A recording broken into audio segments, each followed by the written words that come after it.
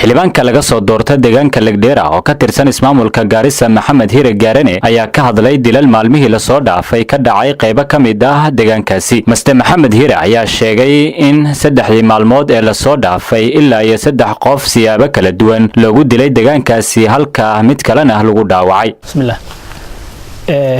ugu horeyntii horta waxaan rabaa arintii foosho xumeed oo dilka ahaa oo ka dhacay ceel digaale oo ku dhow ceel dheere magaalada ceel dheere arintaas waxaan rabaa inaan uga tacsiyeeyo eheladii iyo qaraabadii ay ka geeriyoodeen labadii wiil oo ku dhaawacmay oo ku dhintay ayaan rabaa inaan uga geeriyoodo. ilaahay waxaan leenahay samir iimaan ilaahay ka siiyo ayagana jannada ilaahay ka waraabiyo. tan labaad wiil yar oo 12 jir ah oo ku dhaawacmay ayaa jiray isagana ilaahay waxaan u baryaynaa inuu dhaawaciisa ilaahay maxaa la dhihi jiray u fudeeyo oo uu degdeg ugu bogsoodo. arintan ayida wax badan bay soo noqotay in badan bay soo noqotay dad fara badan ayaa meeshan maxay ahayd ku dhintay. waa arin si walba ha ahaatee aan doonayna inaan xal ka gaaro. dawladda waxaan ugu baaqaynaa laamaha ammaanka khaasatan dadkii falka iyada ka dambeeyay sida ugu dhaqso badan in loo horkeeno sharciga.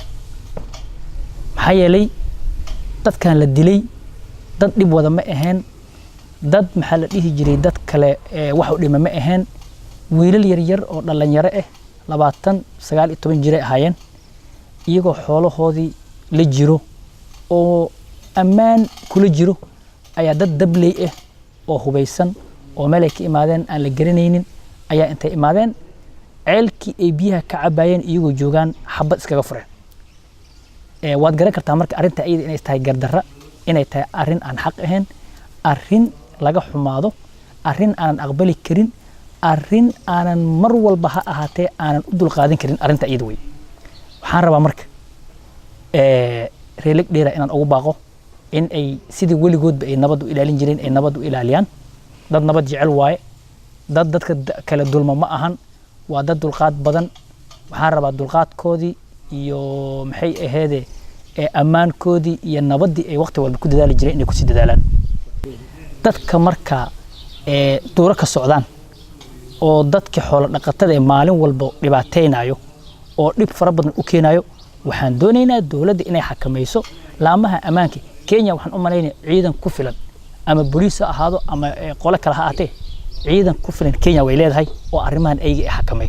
marka waxaan dawladda ugu baaqaynaa in dadka iyada qaswadayaasha oo ummadda dhibaateynayo in tilaabo laga qaado, in meeshii ay joogaanba looga daba tago oo la soo horkeeno sharci. khaasatan raggii wiilasha dilay kama harayno, waan daba soconaynaa. dawladdana meeshay nala gashaba waan la gelaynaa sidii sharci lagu horkeeni lahaa. Bashiir Ahmed Daqane, Cable TV, Garissa.